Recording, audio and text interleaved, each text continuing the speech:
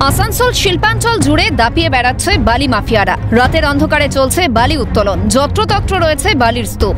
প্রকাশ্য দিবালোকে চলছে পাচার। শহরের এক প্রান্ত থেকে অন্য প্রান্তে ছুটে বেড়াচ্ছে ওভারলোডেড ট্রাক্টর।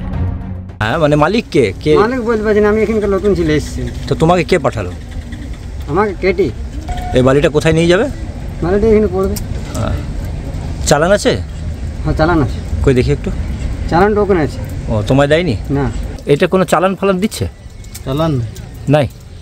হ্যাঁ, মানে কাদের স্টোর, কাদের মালিক কে? মালিক তো পাপ্পু। পাপ্পু কি? ওটা জানি না, জাতটা জানি না।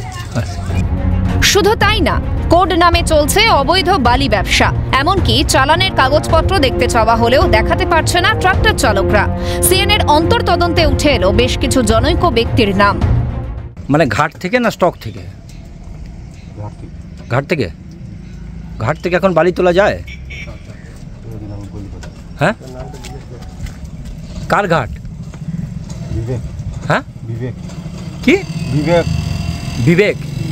বালি চালকরা বলছিল কোনোটা বিবেকের গাড়ি, কোনোটা পাপ্পু মালিক, কোনোটা মালিক আবার কেটি, এইরকম সমস্ত কোড নাম দিয়ে এই গাড়িগুলি বালি পরিবহন করছিল।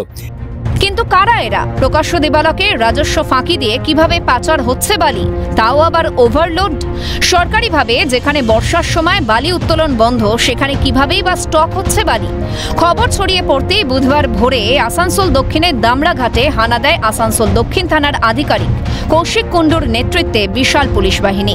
বাজেয়াপ্ত করা হয় 10টি বালি বোঝাই ট্রাক্টর। গ্রেফতার 8 জন ট্রাক্টর চালক। এবং এই গাড়িগুলি ধরার পরে এখন দেখা যাক প্রশাসন কি ব্যবস্থা নেয়, অবৈধ বালি পরিবহন বন্ধ হয় নাকি।